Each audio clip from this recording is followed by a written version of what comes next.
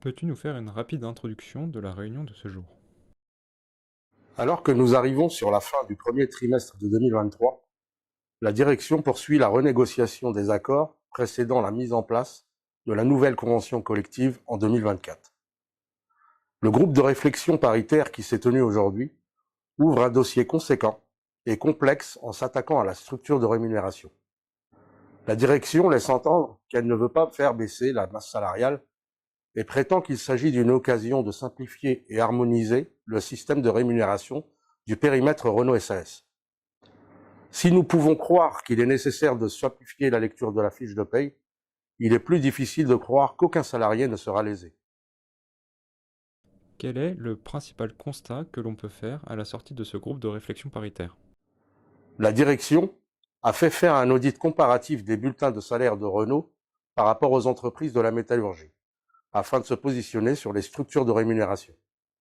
Cet audit montre que plus de 26% de la rémunération des APR est composée de primes contre 15% pour le reste du marché.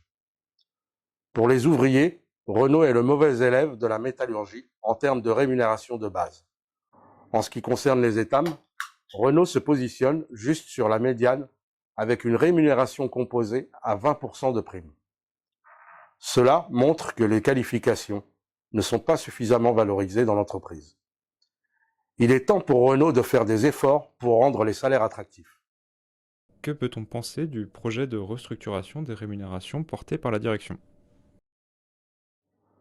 La direction se lance dans un chantier plus qu'ambitieux qu'elle entend boucler en 2 réunions. Pour autant, il existe plus d'une centaine de primes réparties entre celles liées à la fonction, aux conditions de travail, à la performance ou à l'organisation du travail, sans compter les primes exceptionnelles et les indemnités compensatrices. Cependant, l'enjeu principal sera la création d'une nouvelle méthode de calcul pour les primes liées aux coefficients qui vont disparaître avec les nouvelles classifications. Quels seront les enjeux des prochaines négociations? Les prochaines négociations auront lieu les 17 mars et 20 avril prochains. La première portera sur les composantes de la base de rémunération, le taux horaire, les allocations, la prime d'ancienneté et le salaire minimum hiérarchisé. La seconde traitera de nouveau du taux horaire, des majorations liées aux horaires, de la garantie accessoire et enfin du complément de rémunération.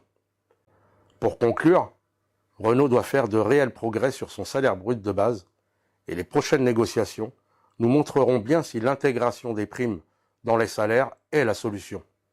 La CGT veillera à ce que les primes soient bien soumises à cotisation et vous invite à remonter vos questions à la coordination.